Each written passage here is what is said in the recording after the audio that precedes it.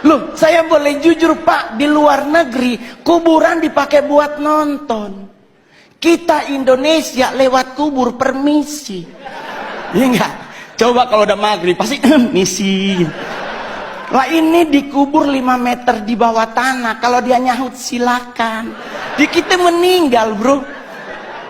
Jadi kita harus bangga jadi orang Indonesia sekalipun ada yang kurang juga Pak dari bangsa kita.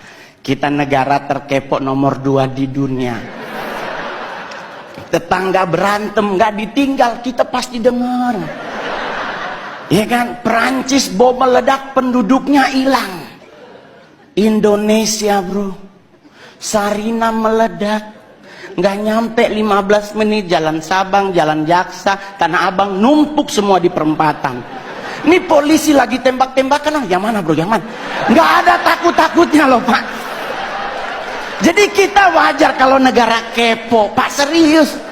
Bukti kedua di mana Pak? Saya nongkrong Senayan City Pak. Sorry Pak, udah artis ya Pak. Kalau dulu Keramat Sentiong Pak. Saya tinggal di Keramat Sentiong, sekarang udah pindah Anak Selatan. Which is sometimes harus bahasa Inggris ya kan? Ya gitu. Bro, saya boleh jujur, kita lagi pipis Pak di urinoir, berenam nih lagi pipis berenam, tahu-tahu di belakang bunyi Pak, put. Itu kita berenam ini nggak dikomando, nengok semuanya. Rasa ingin tahu siapa yang bunyi Pak. Dan mohon maaf Bapak Ibu, ditungguin. Kita udah habis pipis, harusnya keluar, 6-6-nya di wastafel. Nunggu orangnya keluar, dia keluar, kita ngomong, oh elu. Tinggi banget Pak. Kita harus akui kita kepo tinggi. Kedua Pak, buat Pak Presiden, kita negara apa lagi? Ngusir setan Pak. Padahal mohon maaf Bapak Ibu, setan di luar negeri pakai jas. Menakutkan pasti karena ada belati, ada panah, ada pedang. Kita Indonesia setannya dari 170, 80%-nya difabel. Indonesia setannya mayoritas cacat Pak. Ya kan, suster ngesot, wewe gombel, pocong, semuanya butuh dibantu, tapi kita ketakutan Pak. Lah, saya mau ngasih tahu ya teman-teman, suster ngesot nggak mungkin ke rumah kita. Nih Pak, saya anak Tanjung Priuk, rumah sakit itu Koja. Otomatis suster ngesot hanya ada di rumah sakit. Kalau dia mau nyebrang ke Warakas, meninggal lagi Pak. Kan kontainernya banyak Pak, ya kan? Dia lagi ya Allah, balik lagi sampai subuh Pak. Kalaupun dia bisa nyebrang, nggak mungkin nakutin Pak, pasti minta betadin, beset kakinya Pak. Jadi orang nanya sama saya Pak, terus ngusir setan apa yang harus kita lakukan? Jangan main dibaca aja Pak. Kalau Muslim dibacain ayat kursi, Kristen dibacain ayat Alkitab atau agama yang lain. Yang paling benar jangan dulu dibaca, tanya dulu setannya, lu agama apa? Iya kan? Takutnya dia Kristen dibacain ayat kursi kan gak kena bos. Iya kan? Jadi buat teman-teman semuanya, nggak usah khawatir ngadepin hidup. Saya sangat yakin dengan 1000% bahwa Pak Jokowi pasti akan umur panjang. Anda tahu kenapa? Karena beliau rendah hati. Saya udah 2 kali foto sama Bapak. Satu di Istana Negara, satu di Tondano, Natal Nasional. Itu bro, kebanggaan saya, anak yatim piatu. Nggak punya orang tua dari usia 4 tahun, bisa ketemu presiden makan di istana lagi. Pingin nyolong sendok Pak. Soalnya sendoknya keren banget, stainless steel terbaik, lumayan buat cincin bro. Serius Pak.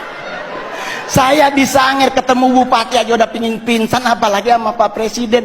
Plus saya kali ketiga disapa oleh Bapak. Di istana ditanya, Mas Mongol.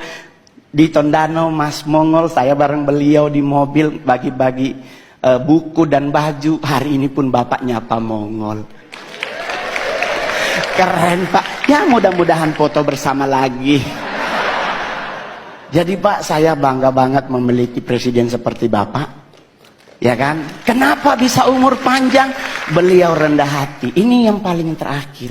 Orang yang cepat meninggal adalah orang yang sombong. Ajaran agama Kristen dan Islam sepakat. Nabi itu benci orang sombong. Orang sombong tuh cepat matinya. Kenapa? Jalannya petenteng-petenteng. Ya kan? Apa lu lihat-lihat? Nah itu Pak, kalau malaikat maut nunjukin muka, habis dia. Tapi kalau orang yang rendah hati dan sederhana, jalannya nunduk Pak. Seperti Pak Jokowi, permisi, ya kan? Ya, sederhana. Kenapa orang yang rendah hati meninggalnya lama? Karena malaikat maut nunggunya di depan. Otomatis kalau kita nunduk, kelihatan sepatunya. Dia kan lagi jangan, oh ya Allah dia, kalau kita putar-putar, umur panjang Pak. Ya kan? Iya dong. Yang kedua, yang lama mati adalah orang apa? Orang budek Pak. Saya oma meninggal umur 100 tahun di Sangir. Mohon maaf Pak, di Sangir nggak ada aturan makanan Pak. Selama dia halal dan bisa dimakan, dimakan. Lah kita sekarang ribet makan, nggak boleh nasi putih karena karbo dan gula tinggi. Harus ganti nasi merah karena karbo gula rendah, serat tinggi. Padahal kalau bicara nasi berwarna, kuning yang paling enak. Ya dong, udah ada ayam sepotong, orek dan sebagainya ya. Nggak ada orang meninggal gara-gara nasi, serius loh.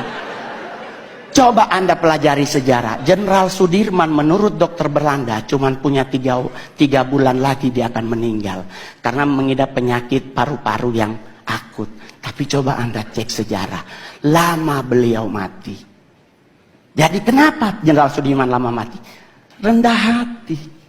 Yang kedua, Oma sampai 100, kenapa? Dia budek Pak. Mungkin malaikat maut udah manggil dari umur 70, ibu gimana? Oma Mongol nggak denger Pak. Kenapa orang budek lama mati? Orang dipanggil sebelah aja dia nggak denger, apalagi sama yang di atas, ya kan? Ya.